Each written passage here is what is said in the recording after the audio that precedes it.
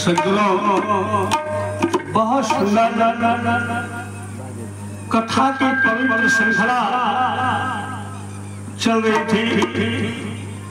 उसमें हम लोग सुन रहे थे मनुष्य जीवन में अत्यंत अगर कोई वस्तु दुर्लभ है, अत्यंत, तुम्हें सब कुछ सुलभ हो सकता है, पर तो दुर्लभ वस्तु है। एक संत जी ने कहा दुर्लभ क्या है और सुलभ क्या है? कह दिया संत समागम हरि कथा तुलसी दुर्लभ दो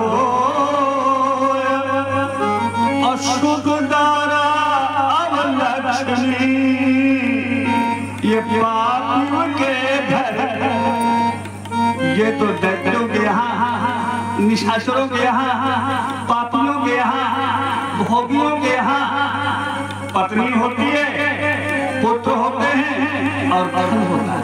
संसार के सारे ठाठ बाट संसाधन होते हैं, पर जो दुर्लभ वस्तु है सत्संग मिल जाए, भगवान की कथा मिल जाए तो सारी व्यथा अपने आप ही समाप्त हो जाए। व्यथा को समाप्त करने का अगर कोई साधन धर्म ग्रंथों में बताया गया है तो वो भगवान की कथा ही है।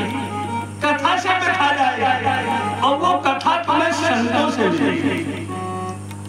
संत ने पुनः संदेशा दिया दुर्लभ वस्तु तो वो है सत्संगति दुर्लभ संसार अनिमिषी दंड भर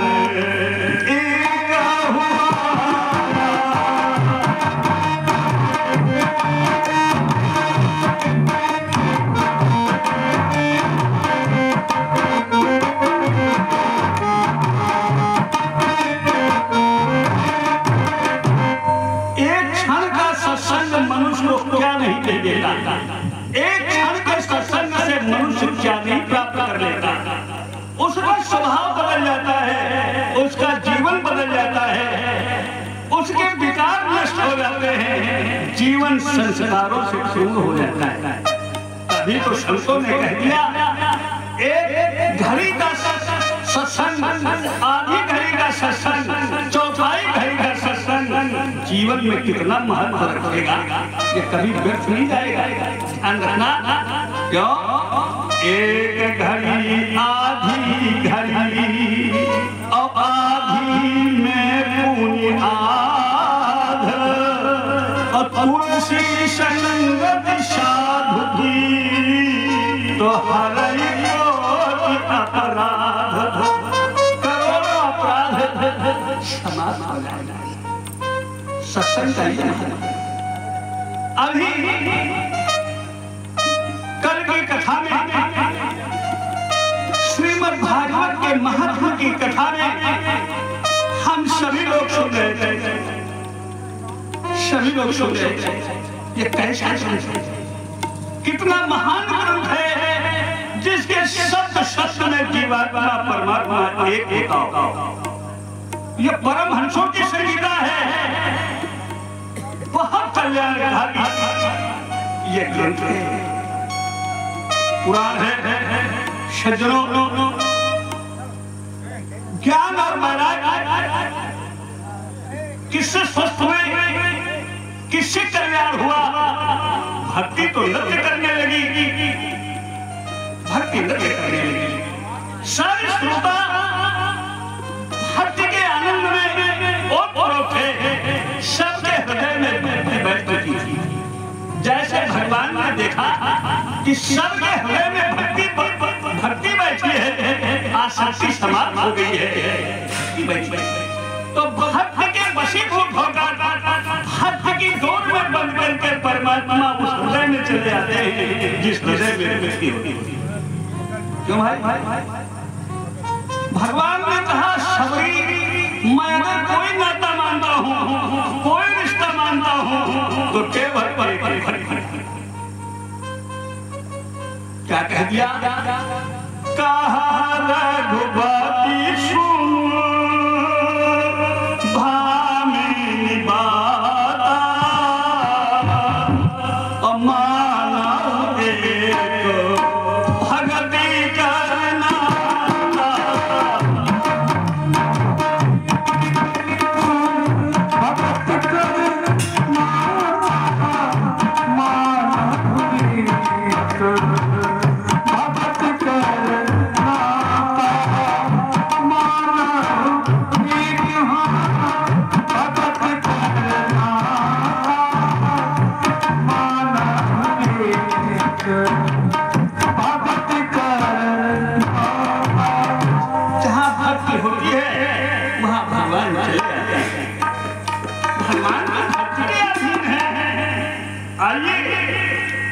जैसे भगवान प्रकट हुए हरिद्वार में, शंकराचार्य महर्षि कथा कह रहे हैं, भगवान प्रकट हो गए।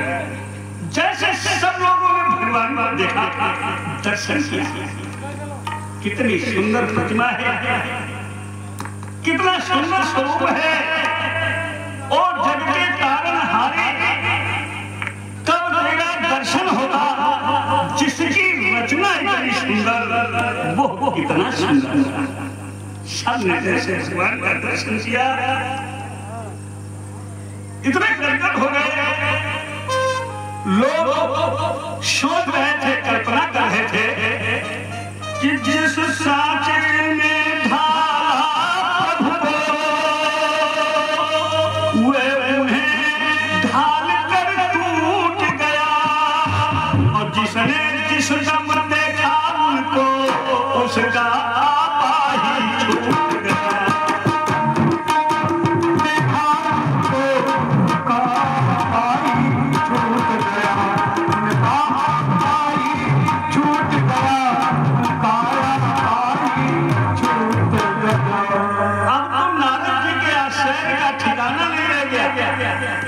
ठिकाना नहीं रहा। क्यों? वारी कथा।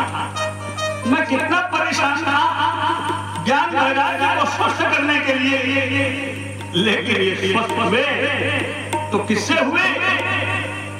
कथा से। इनका कल्याण कथा से हुआ। तो नारद जी ने शंकादिक ऋषियों से बड़े आनंद भाव में निवेदन किया, इस थोड़ी सी कथा से मैंने इतना चमत्कार देखा, स्वयं भगवान प्रकट हो गए। भक्ति मां सारे हृदय में बैठ गई। कोई हृदय भक्ति से शुद्ध नहीं है, इसमें भक्ति ना, भगवान प्रकट हो गए। अब कृपा करके मुझे ये बतलाइए, इस भागवत की कथा से कैसे कैसे लोगों का तरण तारण होता है, कैसे कैसे लोगों का उद्धार होता है, इस पर थोड़ा प्रकाश डालना। शंकराचार्य महर्षि जी, हे देवर्षि, जो बहुत बड़ा पापी हो, जिसका तरण तारण कहीं से न हो, कोई देवी देवता न कर सकता हो, पंचजन्य पापी हो, जिसका उद्धार कहीं से न हो सकता हो, कोई न कर सकता हो। ऐसा व्यक्ति भी अगर कथा सुनता है, इस कथा रूपी गंगा में गोते लगाता है, तो ये भागवत की कथा उसका भी कल्याण करती है, उसको भी नारायण से एकाकार करती है। एक व्यक्ति है जीवात्मा परमात्मा। शंकराचार्य ऋषि कहने लगे, जिंदा को तो तारती ही है, जिंदा को तो भगवान के धाम पठाती ही है, लेकिन कोई बड़ा से बड़ा पापी, महान से महान पापी, पाप करते करते वो समाप्त हो गया, अधोगति को प्राप्त हो गया हो, बड़ी दुर्गति हो रही हो, जिसका तरण तारण कोई न कर सकता हो, आत्मा का कोई न कर सकता हो। ऐसे व्यक्ति का नाम लेकर के जो व्यक्ति जो मर गया हो, करते करते समाप्त हो गया, अगर उसके नाम से संकल्प लगा करके कोई व्यक्ति जो कथा कराता है भागवत की,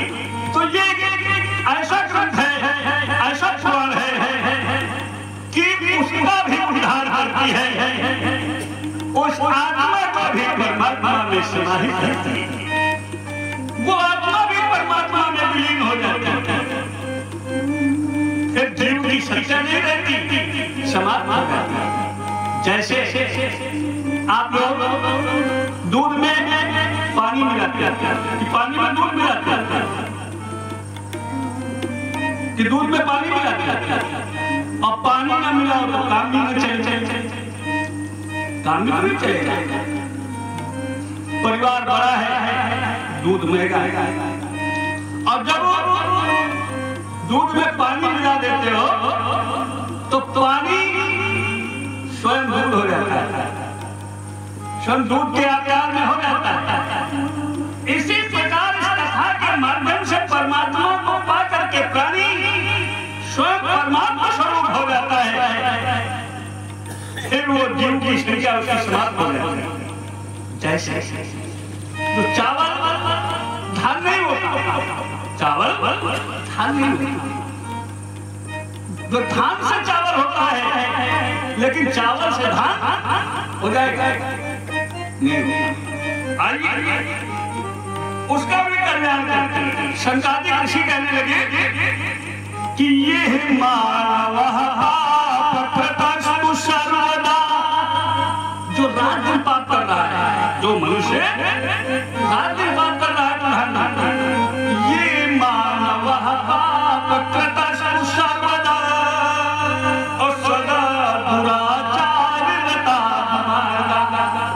सदा दुराचार रता विमार्गा, अक्रोधाग्निदग्धा, क्रोध करता है, क्रोधाग्नि में जलता रहता है, क्रोधाग्निदग्धा और कुटिल है।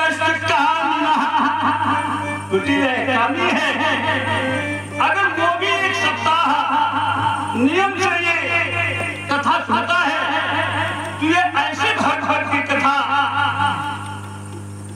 हम मनुष्यों को प्राप्त है कि सप्ताह यज्ञ निकलते, सप्ताह यज्ञ निकलते,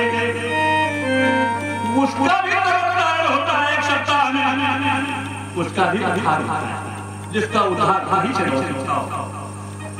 नारद जी ने कहा इसका कोई प्रमाण है?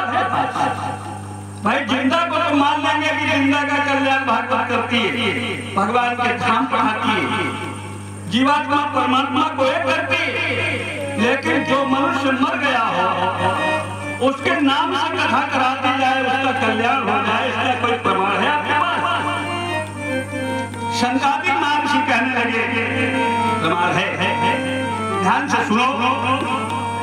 कहने लगे एक मैं इतिहास सुना रहा हूं, जिस इतिहास को एक बार महर्षि शांडिल्य ने चित्रकूट में सुनाया था ऋषियों को। कहने लगे कि इतिहास पूर्णम असंदिग्धोत्तमीश्वरः अपठते चित्रकूटस्थो ब्रह्मानंद परिवर्तितः। ध्यान से सुनो।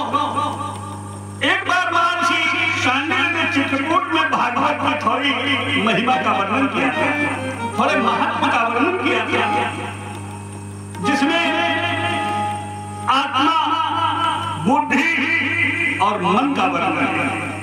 उस महिमा में, उस महत्व में, उस कथा में आत्मा, बुद्धि और मन का वर्णन है।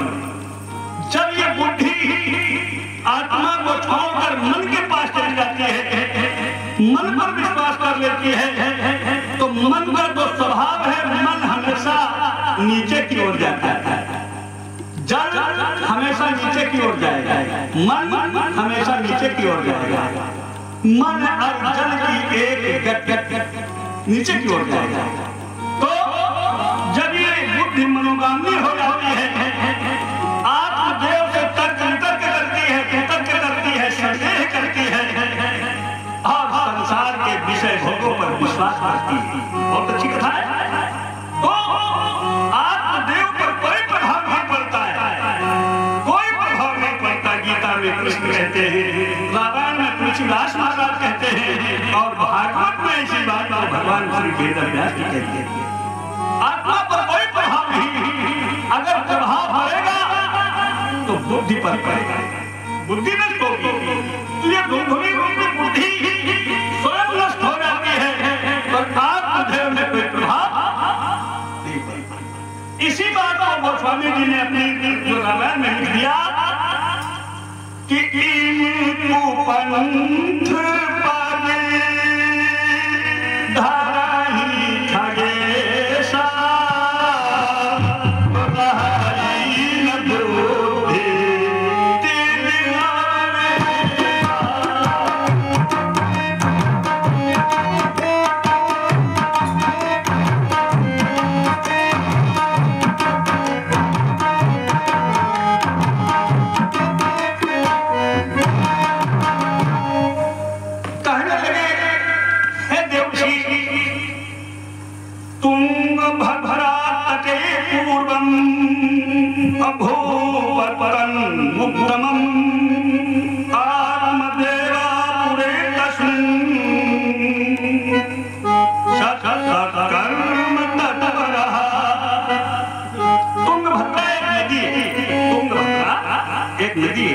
भारत में अनेक नदियां हैं, इस पवित्र भूमि में नदियों का तो जाल बिछा है। तुंगभद्रा भी एक नदी है जहां सभी वर्णाश्रमी लोग रहते हैं। बहुत ध्यान से समझना, ये व्यास जी की समाज भाषा है और समाज भाषा को समझने के लिए बड़ी बुद्धि की आवश्यकता है, बहुत सुंदर ज्ञान की आवश्यकता है। श्रोता वक्ता ज्ञान निधि कथा राम की बहुत गूढ़ कथा है। उसी नगर में सभी वर्णाश्रमी लोग रहते, उसी नगर का नाम उत्तम नगर है। क्या नाम है? उत्तम नगर। तुंगभद्रा का अर्थ होता है, तुंग माने अत्याधिक और भद्रा माने कल्याण करने वाली। अत्याधिक जो कल्याण करने वाली तुंगभद्रा है वो मनुष्य की काया ही है और इसी काया की तुंगभद्रा में सभी वर्णाश्रमी लोग रहते, चारों वर्णधार रहते, इसी तुंगभद्रा में रहते। आइए इसी में आत्मदेव रहते, इस काया रूपी तुंगभद्रा से आत्मदेव जितना चाहे अपना अपना कल्याण कर सकते हैं, उतना इनका कल्याण हो सकता है। आत्मदेव पुरी तस्मिन्, उसी उत्तम नगर में आत्मदेव भी रहते हैं। आत्मदेव पुरी तस्मिन् सर्ववेद विशारदा, ऐसा ही ब्राह्मण देवता है।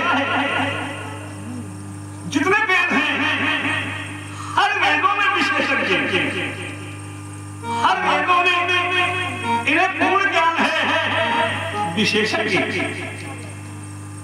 और वैदिक कर्मों में, शौच कर्मों में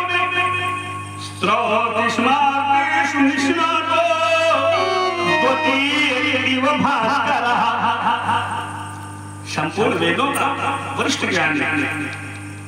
भूमंडल में एक सूर्य,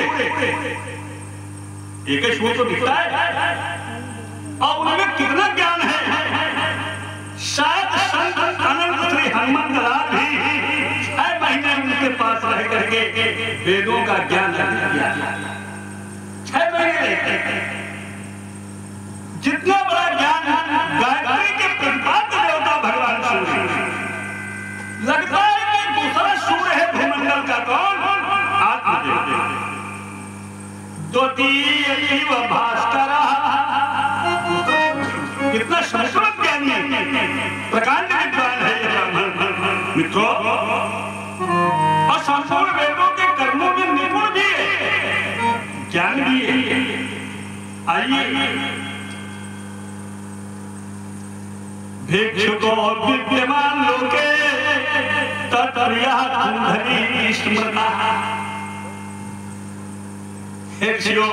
संकादिक ऋषि कहते हैं इनके पास धन तो विद्वान भी बहुत है और धनवान भी बहुत है। विद्वान भी है और धनवान भी है। लेकिन भिक्षुको विद्यमान लोगे, भिक्षुको विद्यमान लोगे ततर्या धनधरी स्मृता। अच्छा धनवान होगा वो भिखारी का है। ये भिक्षुक भी है, भिखारी भी है, धनवान भी है। जो धनवान होगा वो भिखारी का है। भिखारी तो वो होता है जिसके पास धन नहीं होता, वो भीख मांगता है। तो धन वो भीख मांगेगा, और जिसके खजाने भरे हैं जो धनवान है, बात समझ में नहीं आती। जो मजबूर है, जिसके पास कुछ नहीं है, वो तो भिखारी हो सकता है। क्यों? आरत का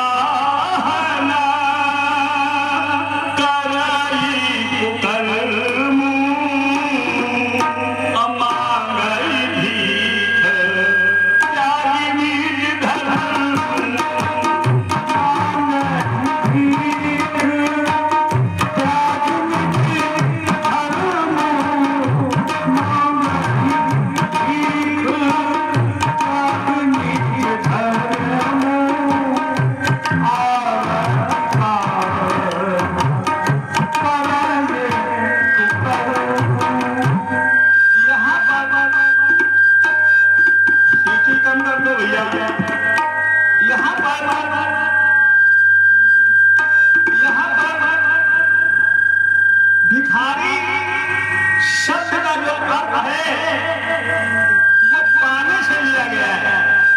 जहां पाने की प्रबल इच्छा हो, जहां पर पाने की भावना, देने की भावना ना हो, पाने की भावना हो, तो वो धनी होने पर भी भिखारी होता है। समझो मैं क्या कह रहा हूं।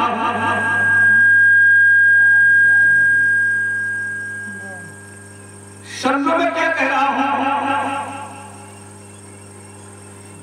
जहां पर पाने की इच्छा हो, देने की इच्छा ना हो, पाने की इच्छा हो, उसका प्रयोग भिखारी के लिए होता है।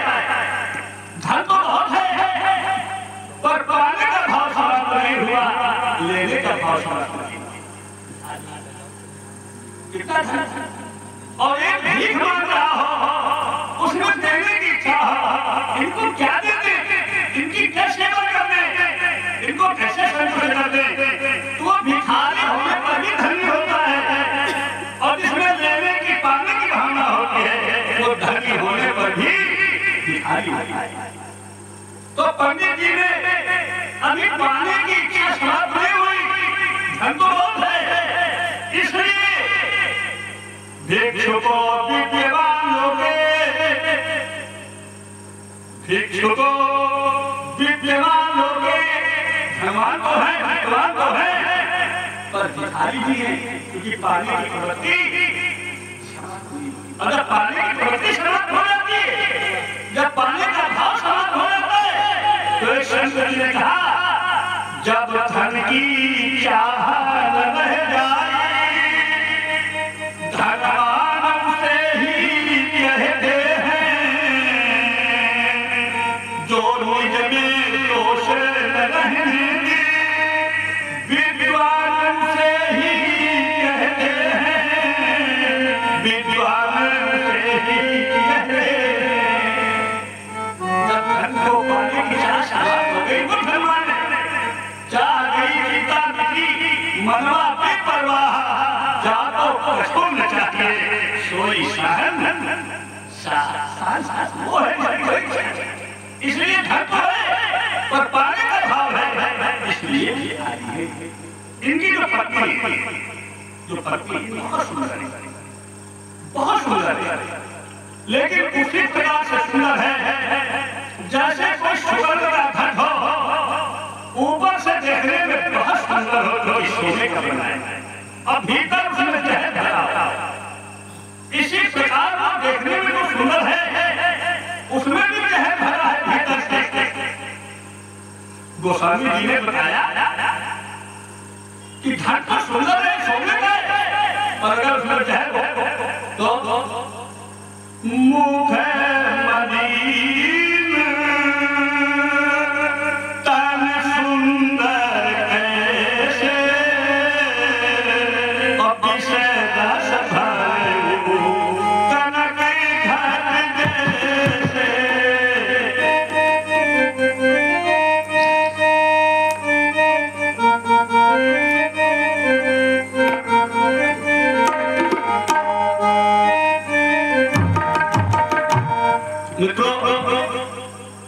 उसमें भी जहर था, देखने में तो बहुत सुंदर थी। लोग स्वभाव की पुष्ट थी और दिन भर दूसरे के व्यक्तियों से बातें करती, चुगली करती और जो कुछ मुंह से निकल जाए अपनी बात मनवा कर किसी पर दुष्ट। महापुरुषों ने कहा, संतों ने बताया, रावण नरक में भगवान डाल दें, शारीरिक दुख देने, नरक राज देने, पर किसी को दुष्ट का साथ, दुष्ट का संग न दें। बहुत बुराई होता है दुष्ट का संग। कह दिया कि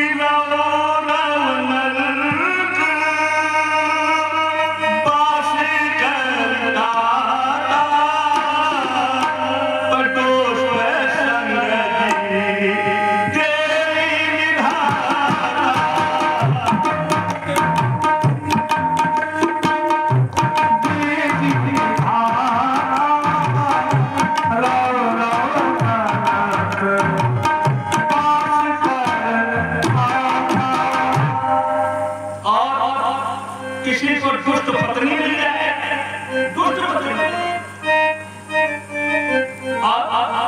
मित्र मूर्ख हो, सत हो, भाई उत्तर करता हो, हेस करता हो, घर में साथ रहता हो, तो पता नहीं है किस क्षण उसकी मृत्यु हो जाएगी, ये जान नहीं सकता। अगर पत्नी कुछ है, मित्र सच है, भाई उत्तर करता है, घर में सच रहता है, तो एक संस्कृत का विद्वान कहता है, दुष्ट भार्या सचन मित्र अभ्याकुश उत्तर दायका ससर्गे जगहि वासे तुम्र एवं संशया। एक मरने में कुछ है अब अपनी चाहे जितने समय तक चाहे उतने समय तक अपने पति को जियास करती है। ये भी मैं बड़े विश्वास से कहता हूँ। सावित्री को देखो, सावित्री को मरा हुआ अपने जीवन में किया, अनसुईया को देखो, कोई भी हद में और कहीं दुष्ट हो गई तो कितनी जल्दी वो दूर कर दे किया सकती है। मित्रों, कैसा भी पति हो, कैसा भी पति हो, अंधा हो, कोई हो, बहरा हो, जड़ हो, गरीब हो, ऐसे भी पत्नी अपमान करती है, केवल तिरस्कार करती है, बहिष्कार करती है, तो यमपुर में उसकी उसी प्रकार बुराई होती है जैसे धोबी घाट में धोबी कपड़े की बुराई करता है। गोस्वामी जी कहते हैं, ऐसे बाती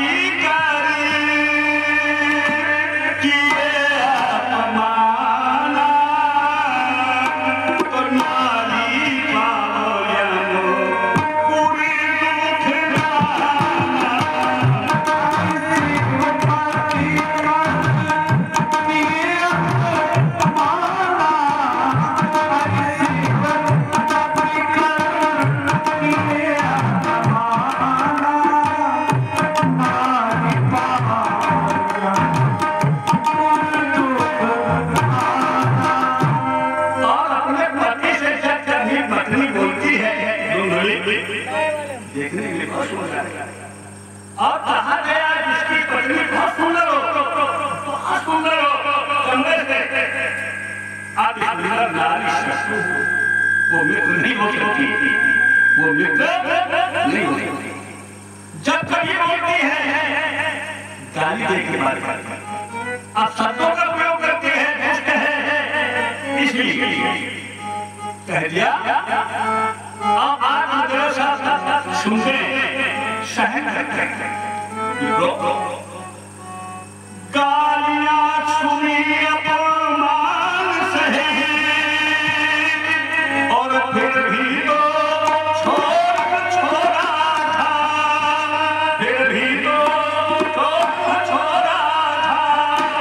बंधु इसी में तुम समझो बस केवल का धोखा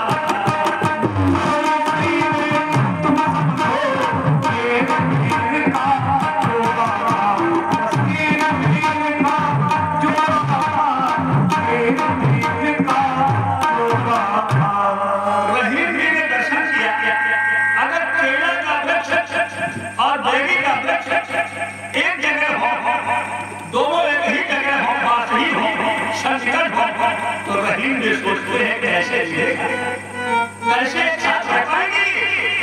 तो रहीम ने दर्शन किया, एक दोहा लिखा का हो रही मैं कैसे निभाए अबेर के रोशन वो दौलत रसिया में तो उनके फादर वो तो मस्ती से हवा में डोल रहे हैं और केला के सारे धोस होते चले जा रहे हैं। संग नहीं पाएगा, संग ज्यादा दिखाई नहीं हो पाएगा, उसको पर अपना प्रारंभ मेरी मसाल ऐसा हुआ है, मेरे प्रारंभ का खेल है, सब कुछ सहन करके, सब कुछ सहन करके, सब धन था, विद्वान थे, पत्नी सुंदर थी, आप बोलो क्या करें थी, विद्वान भी थे, धनवान भी थे, सुंदर पत्नी भी थी। अब क्या करें? पर ध्यान रखना, संसार जिसको मिलता है, जब मिलता है, अपूर्ण मिलता है, संसार में पूर्णता की व्यवस्था नहीं। एक कमी हर व्यक्ति के जीवन में जुड़ी है, चाहे दशरथ हो, चाहे दशानन हो, चाहे आस्तिक हो, चाहे नास्तिक हो, एक कमी तो हर क्षण सताती ही रहेगी, क्योंकि संसार में पूर्णता की व्यवस्था है ही नहीं। तो पूर्णता मिलेगी ऐसे, जो चीज होगी वही को मिलेगी, और जो है नहीं ऐसे मिलेगी। मित्रों, संतान पुत्र नहीं, आत्मदेव महाराज स्वयं ज्ञानी हैं, बहुत बड़े विद्वान हैं, बड़े पूर्ण करते हैं, कोई संसाधन ऐसा नहीं है जो ब्राह्मण देवता ने न किया। तुलसी लगाते हैं, तुलसी सूख जाती है, गाय पालते हैं, गाय बंधे हो जाती है,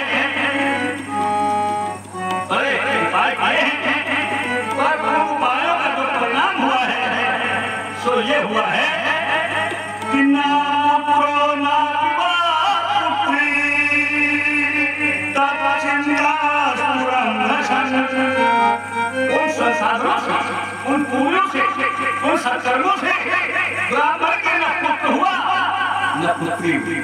इस साधन बहुत किए, लोग ताने मारने लगे, ताने मारते आप क्या बोलते, गोली काटते, ये तो बोलते आपके अवध में यही बोला जाता है, जो गोली काटते लोग ताने मारते। ब्राह्मण लोग दुखी थे, पत्नी के शरीर पुत्र न होने से दुख को जब नहीं सहन कर सके, सोचा अपने शरीर को छोड़, ज्यादा टेंशन में हो गए, ज्यादा चिंता में हो गए, अब मैं शरीर नहीं रखूंगा, किसको छूना ये पत्नी भी ऐसी ज्ञानी है, और अपने को संभाल नहीं सकती, जंगल चले गए, किसी को बताऊंगा नहीं, आत्महत्या करेंगे, जंगल पहुंचे,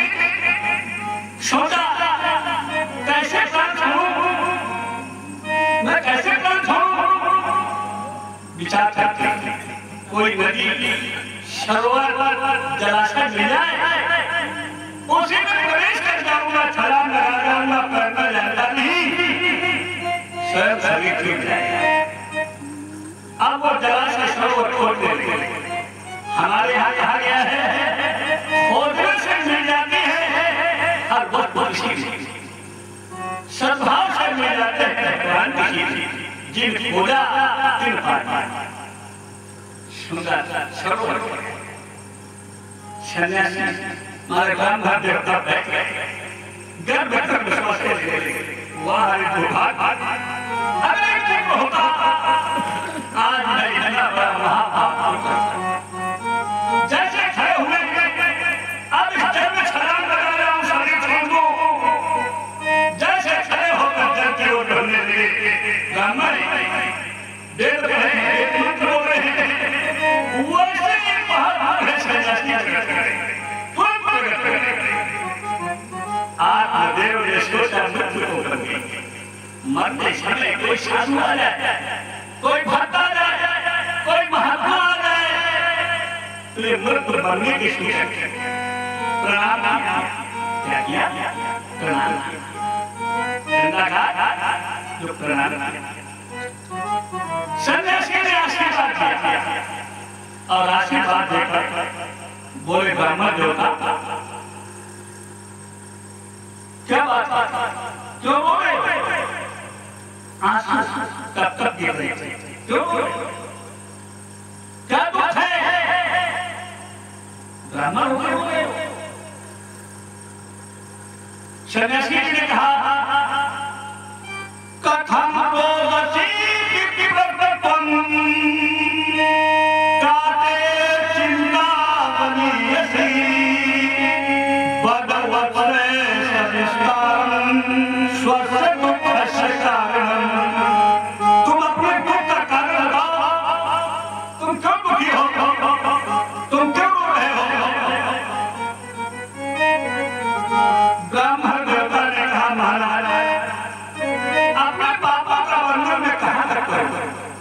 मैंने पूर्व जन्मों में कितने पाप एकत्र किए हैं, गुरुदेव उनका वर्णन मैं संसोच नहीं करेगा।